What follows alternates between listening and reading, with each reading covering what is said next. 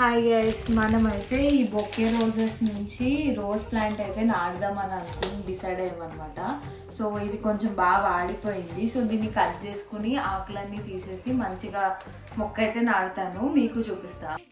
So మనం దీనికి ఉన్న ఆకులు అయితే ఇలా తీసేసుకుంటున్నాను అనమాట.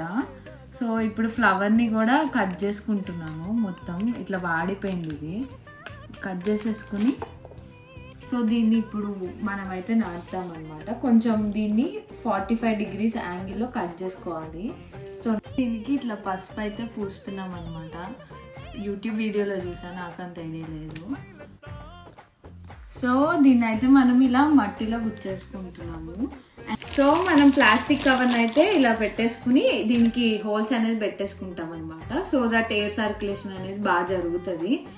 నెక్స్ట్ అప్డేట్ కోసం సబ్స్క్రైబ్